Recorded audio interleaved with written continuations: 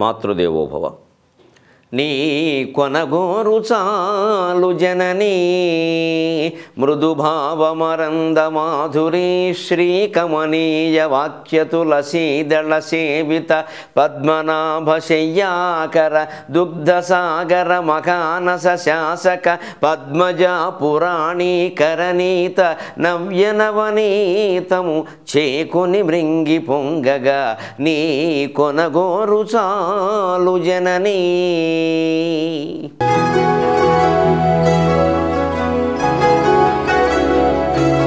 ఒకసారి రామాయణ కాలంలో ఒక చిత్రం జరిగింది.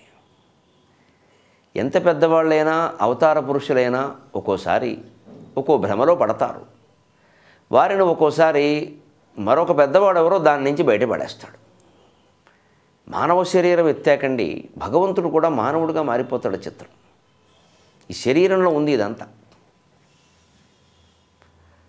రామచంద్రమూర్తి రావణాసురుని జయించి అయోధ్యలో పట్టాభిషేకం జరిపించుకున్నాడు. బ్రహ్మాండంగా జరిగింది. ఓ వైభవం. రామే రాజ్యే రామరాజ్యం బ్రహ్మాండంగా సాగుతుంది. ఆ పట్టాభిషేక సందర్భంగా ఏవో వానరులందరికీ రకరకాల బహుమతులు ఇచ్చారు. బాగానే ఉంది, అందరికీ చాలా గొప్పగా ఉంది, బాగుంది. లంక నుంచి అయోధ్యకి వీళ్ళు పుష్పక విమానంలో వచ్చారు. ఆ విమానం ఊరికే అక్కడ ఏదో ప్రజల సందర్శనార్థమనే అట్టుపెట్టారు. లేదా 7 అంతస్తుల విమానం. చిత్రం ఏమిటంటే ఈ మధ్య పరిశోధనలో బయటపడింది, ఇప్పటికీ లంకలో ఉంది. ఈ విమానం ఏమాత్రం కల్పన కాదు, అబద్ధం కాదు. శ్రీలంకలో ఇప్పటికీ రావణాసురుడు నిర్వహించినటువంటి విమానాశ్రయాలు 5 బయటపడ్డాయి తవ్వకాల్లో. 5 విమానాశ్రయాలు. అందులో ఒకచోట విమానం మరమ్మత్తులో ఉన్న దృశ్యం బయటపడింది. ఉన్నట్టుగా విమానాన్ని మరమ్మత్తు చేస్తున్న పరిస్థితి. అంత ఖచ్చితంగా మన రామాయణ భారతాల నిజమని చరిత్ర నిరూపిస్తాం. దాన్ని మనకంటే ఎక్కువగా విదేశీయులే శ్రద్ధ చూపించడం విచిత్రం, మన వాళ్ళు చూపించకపోవడం మరీ విచిత్రం. అసలు మన దేశమే విచిత్రం కదా. మనదైనది ఇది మనకు నచ్చదు కదా. సరే, అలా అప్రస్తుతే అండి. అందుకని వాళ్ళు అంత చేస్తున్నారండి. ఈ పుష్పక విమానం ఒక చిత్రం ఇప్పటికీ మీకు శ్రీలంకలో ఉంది.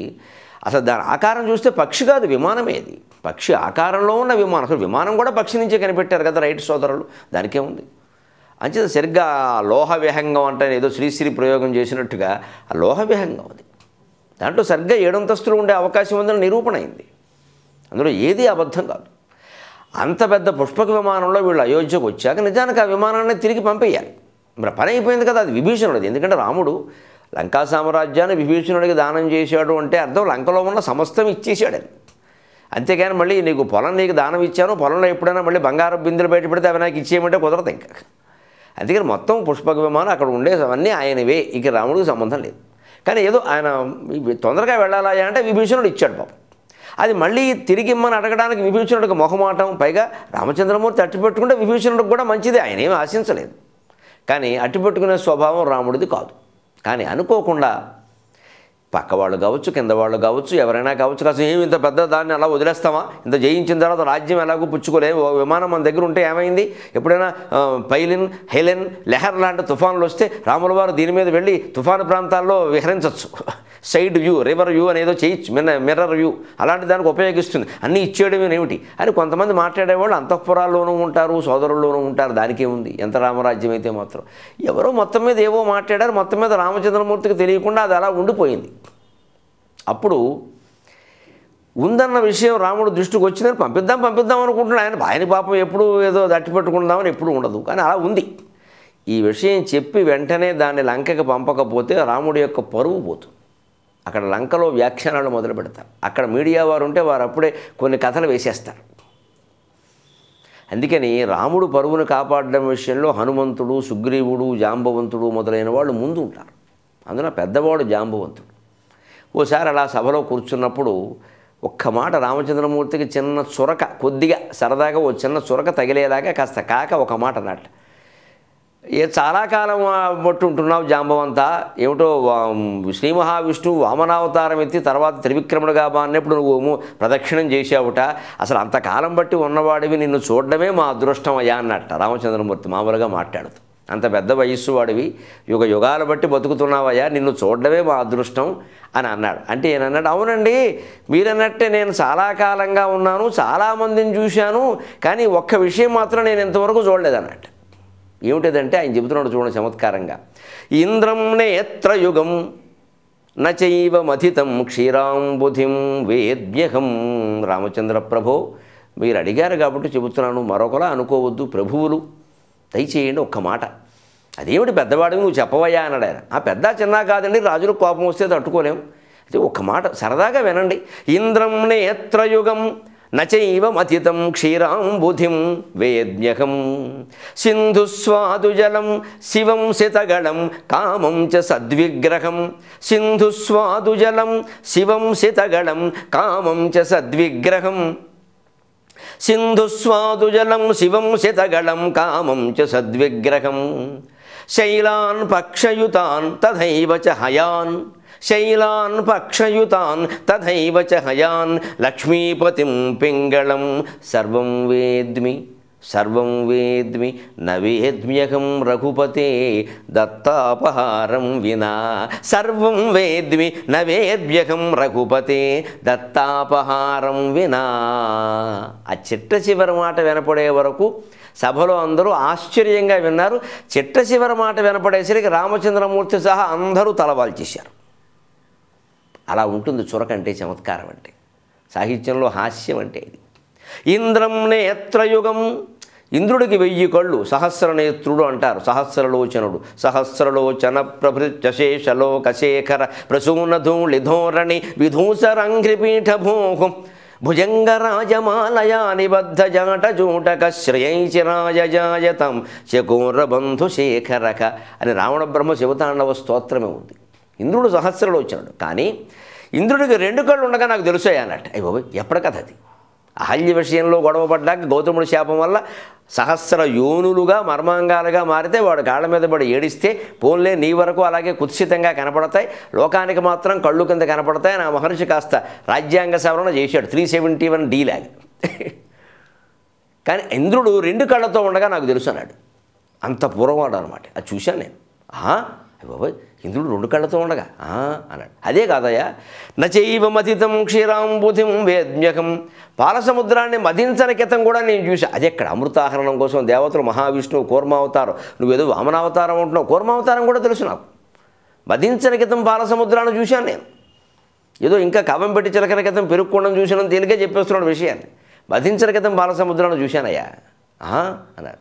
అంతేకాదు, సింధుస్వాదు జలం, సముద్రం ఉప్పు నీరు కదా, మంచినీళ్ళ సముద్రం ఉండగా చూశాను. ఇప్పుడంటే ఉప్పు అయింది కలియుగం వాళ్ళ కర్మ వల్ల, కానీ ఇది ఉప్పు నీరు కానికతం మంచినీళ్ళే ఉండగా నేను చూశాను అన్న.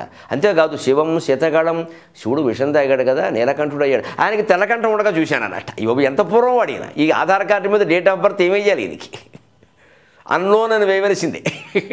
ఏదో మనకు ఒకసారి ఫోన్లో చూడండి, ఎక్కడి నుంచో ఒక కాల్ వస్తుంది, ఆ నెంబర్ అది పట్టుకోలేకపోతే అన్నోన్ అన్ఐడెంటిఫైడ్ అని వస్తుంది. అలాగనమాట. సముద్రం మంచినీళ్ళతో ఉండగా చూశానయ్యా. అంతేకాదు, శివుడు తెల్లని కంఠంతో ఉండగా చూశాను విషం తాగని కితం. అమ్మవారు కూడా చూసిందో లేదో, అంత సీనియర్ నేనని చెప్పడం అనమాట. అంత అనుభవం ఉంది నాకు. అంతేకాదు, కామంచ సద్విగ్రహం, మన్మధుడు దహింపబడని కితం వాడి శరీరంతో ఉండగా నేను చూశానయ్యా. ఇది ఎక్కడ? పార్వతి పెళ్లి కంటే ముందు. అయ్యి బాబోయ్, ఇంత అనుభవం, ఇంత ఆయుర్దాయం అనమాట. ఇంకా అంతేకాదు స్వామి, శైలాన్ పక్షయుతాన్, ఇంద్రుడు పర్వతాల రెక్కలు ఖండించాడంటారు కదా, రెక్కలున్న పర్వతాలను నేను చూశానయ్యా అన్నాడు. నీ దుంపదాగా ఏం అనుభవాలయ్యా ఇవన్నీ! అసలు పత్రికల వాళ్ళు జాంబవంతుడితో ముఖాముఖి మొదలు పెడితే ఈ జన్మకు దమలది అనుభవాలు. రెక్కలున్న పర్వతం. అంతేకాదు, అసలు హయాన్, రెక్కలున్న గుర్రాలు ఉండే ఉచ్చేశ్రవానికి రెక్కలు ఉంటాయి. రెక్కలున్న పర్వతాలను నేను చూశాను, రెక్కలున్న గుర్రాలను చూశాను, అన్నిటినీ చూశాను. అంతేకాదు, లక్ష్మీపతిం పింగళం, ఇది మరీ ఆశ్చర్యకరమైన విషయం. శ్రీ మహావిష్ణువు నల్లగా ఉంటాడు, అందరికీ తెలుసు, నీలమేఘశ్యాముడు. ఆయన ఎరుపు రంగులో ఉండగా నేను చూశానయ్యా అన్నట్టు. లేత ఎరుపు రంగులో ఉండగా, అంటే అంతకుముందు యుగంలో కల్పనలో ఉండే విష్ణువు అనమాట. ఈ విష్ణువు ఆ రంగులో ఉండడు. అంతకుముందు కల్పన అంటే ఆ ముందు కల్పన నుంచి ఉన్నాడు అనమాట. అయ్యి బాబోయ్ అని ఆశ్చర్యపాపుడు చెప్పేట. అసలు చొరకు ఎలా పడింది అంటే, సర్వం వేద్మి అన్నీ చూశానయ్యా, అందరినీ చూశానయ్యా. నవేద్మ్యహం రఘుపతే, ఒక్కడిని మాత్రం నేను చూడలేదు. ఏమిటంటే, దత్త అపహారం వినా, దానమిచ్చిన సొమ్ముని తిరిగి తన దగ్గర పెట్టుకునేవాడిని చూడలేదయ్యా, ఇప్పుడే చూస్తున్నాను అన్నట్టు. ఇక చూడండి ఆ చురక ఎలా తగిలి ఉంటుందో ఎవరికైనా. అసలు పుష్పక విమానాన్ని అనవసరంగా విభీషణుడికి ఇచ్చేస్తానని చెప్పిన సామ్రాజ్యంలో భాగమైనటువంటి పుష్పక విమానాన్ని అలా నీ దగ్గర పెట్టుకోవడం తప్పు, రేపొద్దున ఏదో అపఖ్యాతి వస్తుంది, వెంటనే పంపించేయి అన్న మాట చెప్పడానికి ఇలా చెప్పారండి. ఇది ఇటువంటివి వినగానే మనకి ఏమంటే రామాయణంలో ఉందా, అది పెద్ద సమస్య కాదమ్మా. అన్నీ ఉండాలని ఏం లేదు. అది బాగుందా లేదా, మనసుకు నచ్చిందా లేదా, పైగా మంచి సందేశం ఇస్తుందా లేదా. దీనివల్ల రాముల వారి ప్రతిష్ట పాడవల, జాంబవంతుల ప్రతిష్ట పాడవల, ధర్మ ప్రతిష్ట పెరిగింది. అంటే ఒకసారి మనం ఒక దానం ఒకరికి ఇస్తాము అన్నాక ఇక ఆ సొమ్ము మన ఇంట్లో ఉన్నా సరే అది వారిదే. మనం ఏదో మనకు అక్కర్లేందో లేదా అవసరమే ఏదైనా సరే ఒకటి ఇద్దామని అనుకున్నాం, ఇది వాళ్ళ ఇచ్చేయాలి మనసులో అనిపించింది, ఆ వస్తువు పక్కనట్టేయాలి, ఇంకా దానికి చూడకూడదు. దాన్ని మళ్ళీ వాడడం మొదలు పెడితే ఏమిటో వాడుతున్నాం, వాడేదాన్ని ఏమి ఇస్తాం అని మాట్లాడతాం. మళ్ళీ ఎందుకు ఇస్తాను అనుకున్నావు, అసలు వాళ్ళకి వాగ్దానం చేసాక వెళ్ళిపోవాలి. అసలు నీ మనసులో సంకల్పం కలిగినా అంతే. అందుకని వెంటనే ఇచ్చేయమన్నారు. కొంతమంది రిక్షా వేసుకుని వెళ్ళి దానాలు చేయడం నేను చూశాను. ఎందుకంటే ఇదే ప్రవృత్తి పాపం, అంతకంటే వెళ్ళా. అలాగా దత్తాపహారం వినా, ఇస్తానన్న సొమ్ముని తిరిగి తన దగ్గర అట్టు పెట్టుకున్నవాడిని నేను ఇంతవరకు చూడలేదయ్యా రామచంద్ర. అటువంటి అపఖ్యాతి నీకు రానియ్యకు. వెంటనే అది పుష్పక విమానం కానీ, ఏదో ఉద్యానవనం కానీ, నందనవనం కానీ, ఏదైనా సరే మనది కానప్పుడు మన దగ్గర ఉండద్దు. ఇది మానవుని వ్యక్తిత్వ వికాసంలో చాలా ముఖ్యమైన విషయం. ఒక్కోసారి ఎరువు సొమ్ములు మనం తెచ్చుకుని వాళ్ళ ఇంటికి పట్టుకెళ్ళి మళ్ళీ ఇద్దామనుకుని అలా అట్టి పెట్టేస్తాం. ఈలోపు ఏ పని మనిషో పట్టుకుపోతుంది, లేదా పోతుంది. అక్కడి నుంచి నానా గొడవ, ఆవిడెవరో పట్టుకెళ్ళి అన్నారు. వాళ్ళ ఇంట్లో అలాంటి గిన్నెలు ఉండవు, అందుకని అట్టి పెట్టేసి ఉంటారంటారు వీళ్ళు. ఇచ్చిందేమో ఇంత పచ్చడి ఇంత చేస్తే, ఈ గిన్నె అప్రతిష్ఠ వచ్చింది మనకి. అంచేత ఎప్పుడు ఇతరుల సొమ్ములు మన దగ్గర ఉండకూడదు. అలాగే దాన విస్తారణ సొమ్ము కూడా ఇతరుల సొమ్మే. దానికోసం ఎంత అందమైన శ్లోకం చెప్పారండి. అలాగే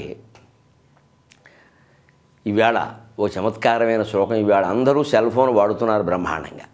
దీన్ని చూశాక నాకు ఒకసారి ధూర్జటి కాళహస్తి మహత్యంలో ఓ పద్యం చదువుతుంటే దాన్ని అనుకరిస్తూ సెల్ ఫోన్ మీద పద్యం చెప్పచ్చు అనిపించింది.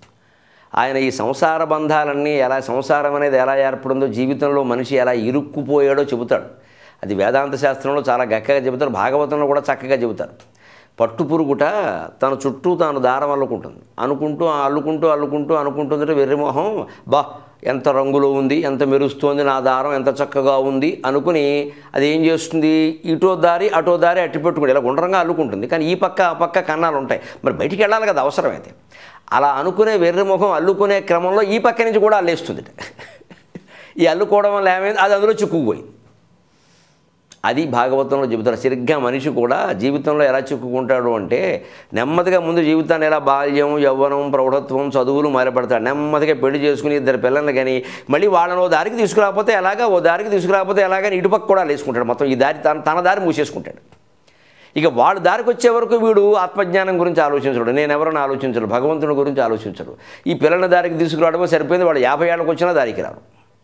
తద్వారా తన దారి మూసేసుకున్నాడు. దీన్ని యుద్ధుడు చాలా చక్కని శ్లోకంలో చెబుతాడు. ఆలంచున్ మెడగట్టి దానికి నపత్య శ్రేణి కల్పించి, తద్బాలవ్రాతమునిచ్చి పుచ్చుకును సంబంధంబు కల్పించి, ఆమరార్కంబున బంధబంబనిడి ప్రేమన్ కొందరం ద్రిప్పుచున్, శీలయమర్చినట్ల సగితో శ్రీకాళహస్తీశ్వర. ఏం బిగించి బారేసేవయ్యా మేకు మీద మేకేసి. శీల వడ్రంగులు గోడకు మేకు కొట్టేటప్పుడు స్క్రూ మేకులని ఉంటాయి, ముందు మేకు కొట్టి ఆ మేకులో మేకు కొడతారు, ఇంకా అది ఊడు రాదనమాట. అది అలాగ మనం శరీరం ఒక మేకు, దాంట్లో యవ్వనం ఒక మేకు, దాంట్లో భార్య లేదా భర్త అది 2వ మేకు, ఆ భార్యలో మళ్ళీ పిల్లలు వాళ్ళు 2 మేకులు, ఇక అక్కడి నుంచి మళ్ళీ మనవాళ్ళు వాళ్ళ ఆస్తిపోతే ఈ మొత్తం అసలు మొదటి మేకు ఎలా ఊడాలి. అదే శీలయమర్చినట్లు సగితం. ఏమి చంపావు, ఏ మేకులు మేకు కొట్టి దింపేసేవాయి అనడానికి ఏమిటంటే, ఏదో ఆలంటూ భార్య లేదా భర్త అంటూ ఒకరిని మెడగట్టావు, అక్కడి నుంచి వాళ్ళకి పిల్లల్ని పెట్టావు, ఈ పిల్లలు మళ్ళీ వాళ్ళకి పెళ్ళిళ్ళు పెట్టావు, వీళ్ళు ఇచ్చిపుచ్చుకోవడం పెట్టావు, వాళ్ళు మళ్ళీ స్థిరపడడం ప్రతివాడు ఇదో మాట. మా వాడు సెటిల్ అవ్వలేదండి, అందుకే నేను ఇంకా ఉద్యోగం చేయాల్సి వస్తుంది. ఎవడు సెటిల్ అవ్వడు శ్మశానంలో తప్ప. వాడు సెటిల్ అయ్యే వరకు మనం చేస్తూ కూర్చుని మనం సెటిల్ అయిపోతాం. ముందు మన వ్యవహారం మనం తెలుసుకోవాలి, కానీ పిల్లలు సెటిల్ అవ్వడం మన బాధ్యత కాదు. 18 ఏళ్ళు వచ్చే వరకు పెంచడమే బాధ్యత. తర్వాత వాడు భిక్షాటం చేసుకున్నా మనకు అనవసరమైన విషయం. వాడు బతకాల్సిందే. అలా ఖచ్చితంగా ఉంటేనే సంసారాలు నడుస్తాయి. లేకపోతే శుభ్రంగా కొడుకులు కూర్చుని పెళ్ళిళ్ళు చేసుకుని శుభ్రంగా తండ్రి దగ్గర డబ్బులు తీసుకుని ఖర్చు పెట్టుకుంటూ ఉంటారు. తండ్రి చేసిన వ్యాపారాన్ని పాడు చేసిన వాళ్ళు కూడా ఉన్నారు చేతకాక. ఆయన వృద్ధి చేయడం, వీడు పాడు చేయడము. అందుకని అలా అవకాశాలు ఇవ్వకూడదండి. దానికంటాడు ఇలా కట్టేసి మమ్మల్ని తిప్పేసేవయ్యా మేకు మీద మేకు కొట్టని. నాకు నిజంగా ఇవాళ సెల్ ఫోన్ వచ్చాకండి, మన అలాగే మేకు మీద మేకు కొట్టినట్టే మనం బలైపోయాం. ఎందుకంటే మొదట్లో ఏదో దూరంగా ఉన్న వాళ్ళతో కూడా మాట్లాడచ్చు, దానికి మామూలు ఫోన్ ఉంది. అప్పుడు ఏమన్నారు మళ్ళీ ఎక్కడో ఫోన్ ఉంటే అక్కడికి వెళ్ళి మాట్లాడాలంటే కష్టం, వైరింగ్ అది ఉండాలంటే కష్టం, వైర్ లేకపోతే ఎంత సుఖం అని అనుకున్నారు. మొత్తం మీద సుఖమే బాగానే ఉంది. ఎక్కడైనా ఇరుక్కుపోయామనుకో ప్రయాణాల్లో తెలియజేయాలంటే కష్టం, సెల్ ఫోన్ వల్ల ఉపయోగం అంటే అది కూడా నిజమే అనుకున్నాం 12 ఏళ్ల క్రితం. ఫోన్లో ఎక్కడైనా ఉంటే, ఇప్పుడు ఇక ఎక్కడైనా ఉంటే తెలియజేయడం కాదు, ఇక పక్క రాత్రి పడుకున్న భార్యనైనా మర్చిపోతారు కానీ ఫోన్ మర్చిపోవట్లేదు. అది నిద్రపోని మెలకుగా ఉండి ఎప్పుడు అది ఛార్జింగ్లో ఉండాల్సిందే, ఎప్పుడు అది ఆన్ చేసి ఉండాల్సిందే, ఎప్పుడు ఏదో పైగా వీడు పడుకున్నా కూడా మధ్యలో మెలకు రాగానే ఓసారి చూస్తారు మిస్డ్ కాల్స్ ఏమన్నా అర్ధరాత్రి ఉంటాయండి. ఇంకా కొంతమందికి ఇంకో జబ్బు ఉంటుంది, అసలు 10 నిమిషాలకు ఒకసారి ఏమీ పని లేకపోయినా ఫోన్ కేసు చూస్తూ ఉంటారు. అలా ఏమన్నా మోగితే తెలీదా, పెద్ద సౌండ్ ఎట్టావు. అయినా ఒక భ్రమ ఎలా అయిపోయిందంటే 10 నిమిషాలు మోగలేదా, ఏమో మనం వెళ్ళలేదేమో, ఇప్పుడు వినకపోతే ఏమైంది. ఇది మనిషి క్రమక్రమంగా ఈ వ్యామోహం తగ్గించుకోవాలండి. లేకపోతే మాటిమాటికి దాన్ని చూసుకుని జేబులో పెట్టుకుని మెడలో పెట్టుకుని తొడ కింద పెట్టుకుని చేస్తే వ్యాధులు వస్తున్నాయి. పైగా దీనికి మళ్ళీ ఏదో 3 పువ్వులు 6 కాయలు అన్నట్టుగాను 3 ఫోన్లు 6 సిమ్ములు, ఈ జేబులో ఓ ఫోన్ ఆ జేబులో ఓ ఫోన్, ఏమిటో ఇలా ఆడించడం రింగ్ మాస్టర్ లాగా. ఇవి ఎప్పటికి తెమలాలి ఇది. అంటే మన వృత్తిని బట్టి తద్ధర్మాన్ని బట్టి మనం ఎవరితో తప్పనిసరిగా మాట్లాడాలో వారితోనే మాట్లాడుతూ, మిగిలినప్పుడు అత్యవసరం కాకపోతే ఒక సిమ్ ప్రత్యేకంగా మనం సొంతం కింద పెట్టుకుని దాన్నే ఉంచుకుని మిగిలినవి కట్టేయాలి. కట్టేస్తే ఈ ఇతరుల నుంచి వచ్చే ఇబ్బంది ఉండదు. నేనేదో నాతో మాట్లాడదలుచుకున్న వాళ్ళందరికీ సాయంత్రం 4, 5 అని ఒక సమయం ఇచ్చాను. ఆ ఫోన్ నేను 4, 5 మాత్రమే తెస్తాను, మిగిలినప్పుడు కట్టేస్తాను సుమారుగా. లేకపోతే ఎందుకంటే అది అందరికీ తెలిసిపోయింది, ఇవాళ ఆంధ్రదేశంలో నా నెంబర్ తెలియని వాళ్ళు లేడు. అందుకే నేను ఇంకో సిమ్ తీసుకున్నాను. అంటే మీరు ఏమైనా అనుకోండి, నమస్కారం, నేను చేయగలిగి ఎక్కడ పడతాం మరి, పొద్దున్న లేదు, మధ్యాహ్నం లేదు, సాయంత్రం లేదు, చేయడం ఊరికి శుక్రవారం అలాంటి వసుకోవచ్చా, ఎవడు చెప్తాడు దీనికి. ఇదో ధర్మ సందేహం. లేకపోతే పూజ గదిలో గంట ఏ సైజులో ఉండాలి, దరిద్రపు సందేహాలు అంటారు వీటిని. నువ్వు మోయగలిగే సైజు కొట్టగలిగే సైజు పెట్టుకుని నన్ను ఎందుకు అడగడం. లేకపోతే మా మనవరాలు పెద్ద మనిషి అయిందండి, నేను తాతగారిని వెళ్ళొచ్చా, ఆ విషయం మనవరాలు అడుగు, నన్ను ఎందుకు అడుగుతున్నావు. నాకు మనవరాలు లేదు, అది పెద్ద మనిషి కాదు. ఎక్కడి నుంచి వస్తాయో నుండి అసలు ఇవన్నీ. ఒక ఫోన్ లేదు, ఒక సమయం లేదు, ఒక సందర్భం లేదు, అన్నిటికీ నా పైగా నాకు తెలియదు మొర్రో, నేను ఈ సంప్రదాయాలు ఆచారాలు లేకపోతే జాతకాలు ముహూర్తాలు నేను అసలు చెప్పను, నాకు తెలియదు అన్నా కూడా పురోహితుడికి మన దేశంలో చాలామందికి అండి సత్యనారాయణ వ్రతం చేయించే పురోహితుడికి సహస్రావధానం చేసిన వాడికి తేడా తెలియదు. అంతా బ్రాహ్మలే అనుకుంటారు, అంతే ఒకటే. సహస్రావధాన స్థాయి ఏమిటి, ఒక అవధాని సహస్రావధానిని, ఒక సాహిత్యవేత్తను, ఒక తత్వవేత్తను అడగాల్సిన ప్రశ్నలు ఎలా ఉండాలి. ఏ దక్షిణామూర్తి శ్లోకంలోనూ అనుమానం వస్తే అడగాల్సిన మనిషిని పట్టుకుని తలంటూ పోసుకోవచ్చు అంటే నేనేం చేయను దానికి. నేను అడగదు, ఖాళీ ఉంటే పోసుకోవాలి లేదా మానేయాలి. దీనికి మళ్ళీ శుక్రవారం మంగళవారం వంక ఎప్పుడు జిడ్డు పడితే ఇప్పుడు పోసుకోమన్నారు, దానికో శాస్త్రం ఏమిటండి, లేనిపోయిన శాస్త్రాలు కానీ. అందుకని నాకు ఒళ్ళు మండి ఈ సెల్ ఫోన్ కూడా ఇలాగే తయారు, ఇది ఉంటే ఇదే ఇబ్బంది. సెల్లంచున్ మెడగట్టి దానికి డబల్ సిమ్ కూడా పెట్టించి, సెల్లంచున్ మెడగట్టి దానికి డబల్ సిమ్ కూడా పెట్టించి, ఈ సల్లాపంబులు చాలవన్నటుల ఫీచర్లెన్నో కల్పించి, ఈ సల్లాపంబులు చాలవన్నటుల ఫీచర్లెన్నో కల్పించి, మా ఇల్లును గొల్లను చేసినావు ఇదియులేదేన్ ప్రాణముల్ మోవవై, మా ఇల్లును గొల్లను చేసినావు ఇదియులేదేన్ ప్రాణముల్ పోవవై, మా ఇల్లును గొల్లను చేసినావు ఇదియులేదేన్ ప్రాణముల్ పోవవై, సెల్లుల్ బెట్టెడి లుల్లిగెల్లరి చెవులు చిల్లుల్ బడిన్ దేవుడా, సెల్లుల్ బెట్టెడి లుల్లిగెల్లరి చెవులు చిల్లుల్ బడిన్ దేవుడా. అంటే అత్యవసరంగా వాడాల్సిన వస్తువుని అనవసరంగా ఎలా వాడుతున్నామో గమనించండి. సెల్లంచున్ మెడగట్టి, సెల్ ఫోన్ పైగా నిజంగా మెడలోనే కట్టారు, గంగిరెద్దు మెడలోలాగా ఇలా వేలాడుతూ ఉంటుంది, ఇక్కడ పోతుందేమో అని బెంగ. ఆ మెడగట్టడమే ప్రమాదం, గుండెకి వ్యాధి వస్తుంది, వినడు. దానికి డబల్ సిమ్ కూడా పెట్టించి అందులో మళ్ళీ 2 సిమ్ములు ఉండాలి. దాని వ్యవహారం అది 2 ఎందుకు, అసలు ఒకటే ఉంటే సరిపోదు. కొంతమంది కొన్ని ముఖ్యమైన వృత్తుల్లో వాళ్ళకి అవసరం, అందరూ వీళ్ళు కాలేజీలో చదువుకునేవాడు కూడా 3 సిమ్ములు ఉంటాయి, అది సరిపోదు. ఫీచర్లెన్నో సల్లాపంబులు చాడవన్నట్టుల రాత్రి మొగళ్ళు ఈ మాట్లాడే మాటలు సరిపోక ఫీచర్లు మీరు అన్నీ గుర్తుపెట్టుకోవాలా, రిమైండర్లోకి వెళ్ళండి. లేకపోతే మీకు ఏమైనా మొత్తం సమాచారం కావాలా, క్యాలెండర్లోకి వెళ్ళండి. మొత్తం పోవాలా, శ్మశానంలోకి వెళ్ళండి. ఏదో ఫీచర్ అక్కడ. ఈ ప్రతిదీ ఎందుకు వెళ్ళమంటే బుర్ర ఎందుకు ఉందంటే నాకు అర్థం కాదు. ఎవరికి ఇవాళ తేదీ గుర్తు రావట్లా. ఇంకో విచిత్రమైన విషయం, నేను కుర్రాడితో ఉంటే నీ నెంబర్ చెప్పబోయా అన్న, జస్ట్ వెయిట్ అని వాడు మై నెంబర్ అని నొక్కాడు. వీడు దుంపదేగా మై నెంబర్ నొక్కితే కానీ వాడి నెంబర్ తెలియదా. ఇది వెనక న్యూటన్ అని మహాశాస్త్రవేత్త ఉండేవాట, ఆయన బ్యాంక్కి వెళ్ళేట. బ్యాంక్ వెడితే వాట్స్ యువర్ నేమ్ అన్నట్టు. మా name oh sorry I forgot అని చెప్పి లోపల నుంచి విజిటింగ్ కార్డు తీశాడు. తన విజిటింగ్ కార్డుతో న్యూటన్, సార్ ఇజాక్ న్యూటన్ అన్నట్టు. ఆయన పేరు ఆయన మర్చిపోతే మహానుభావుడు, ఆయన శాస్త్రవేత్త, ఆయన ఏదో యాపిల్ పండు కింద పడే దృష్టిలో ఉంటాడు ఆయన. అందుకని ఆయన మర్చిపోవచ్చు. మనకేం చెప్పండి, నీ నెంబర్ తెలియదా, నీ పేరు తెలియదా అని. ఎందుకని అన్నిటికీ ఆధారపడ్డాం మనం పూర్తిగా. ఎక్కడ పడితే అక్కడ ఫోటోలు నొక్కి బారేయడం, అవన్నీ మళ్ళీ తిప్పుకుంటూ ఉండడం, 100 ఫోటోలు తీయడం, ఎందుకో తెలియదు ఇవన్నీ. అన్నిటికీ అదే. వాటిని ఏం చేయ చివరికి ఈమెయిల్కి అదే, బ్యాంక్కి అదే, చివరికి మొబైల్ బ్యాంకింగ్ వచ్చాక ఎన్ని మోసాలు జరుగుతున్నాయో గమనించండి. ఏ బ్యాంక్ వెళ్ళి డబ్బులు తీసుకోలేం, మొబైల్ బ్యాంకింగ్ ఎందుకు అసలు అవసరం ఏంటి? బ్యాంక్ వాళ్ళు ప్రోత్సహిస్తారు, ఎందుకంటే వాళ్ళకి తాకిడి తగ్గుతుంది, బ్యాంక్ వచ్చేవాళ్ళు తగ్గిపోతారు.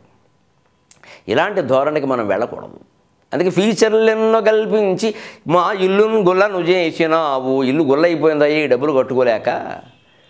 ఇదియులేది ఎన్ ప్రాణములను పోవై. వీళ్ళ సెల్ ఫోన్ లేకపోతే నిజంగా మనిషి చెయ్యి కాలు లేకపోయినా బతుకుతాడు, కానీ సెల్ ఫోన్ లేకపోతే బతకలేడు. అయిపోయి నా సెల్ ఫోన్ ఇందులో మొత్తం అన్నీ అందులో ఉన్నారు, మొత్తం అందులో పెట్టమని ఒకటి చెప్పండి నీకు. మొత్తం అన్నీ అందులో ఉన్నారా అంటే మళ్ళీ ఇప్పుడు వీడు ఫోన్ ఎక్కడ ఉందో మనం దెబ్బకి వీడు బాత్రూంలో నుంచి ఫోన్ మాట్లాడితే అది జారి ఎక్కడ పడుతుందో మీకు తెలిసి ఇంకా రాదు అది. అంచేతను సెల్లులు పెట్టడి లొల్లికి ఎల్లరి చెవులు చెల్లులు పడింది దేవుడా. చివరికి ప్రయాణాల్లో గమనించండి, ఒక్క క్షణం నిద్రపోవడానికి లేదండి. ఏసీ రైలు ఎక్కినా సరే 12 అయినా 1 గంట అయినా ఫోన్లే, మళ్ళీ 3ంటికే 2ంటికే ప్రారంభం. అసలు మనుషులు తెల్లవారులు ఫోన్లు కట్టట్లేదు ప్రయాణాలు. పక్క ప్రయాణికులు ఉన్నారు, ఇది మన ఇల్లు కాదనే జ్ఞానం కూడా లేదండి కనీసం. అందుకే మనం ఖచ్చితంగా పాటించాల్సిన క్రమశిక్షణ. విమానంలో అయితే ఫోన్ పనిచేయదు, కానీ రైళ్లల్లో కానీ బస్సుల్లో కానీ ఉన్నామంటే రాత్రి 10 నుంచి ఉదయం 6 వరకు ఫోన్ తీయకూడదు అసలు. అది ఏం ప్రమాదమైనా కానీ ఏమో అని ఎవడో వస్తాడు రిసీవింగ్కి. తెల్లారే 5:30కో 6ంటికో పెడుతుంది, కావాలంటే 5:30కి ఫోన్ ఆన్ చేసుకో. అంతేగాని తెల్లవారులు పెట్టడం, పాటలు పెట్టడం, ఎవడో ఫోన్ చేస్తూ ఉండడం పని లేక, ఈ గర్ల్ ఫ్రెండ్స్ తోటి బాయ్ ఫ్రెండ్స్ తోటి మాట్లాడుతూ ఉండడం ఏం సంస్కారం అండి. ఇలాగ దేవుడా మమ్మల్ని బాధ పెట్టావయ్యా అని ఒక సరదా పద్యం ఒకటి చెప్పాను కావాలని. అందుకని ఇదేమైనా కాస్త అర్థమైతే ఆచరణలో పెట్టి సెల్ ఫోన్ వల్ల ఇతరులు బాధపడకుండా చూడండి. సెలవు.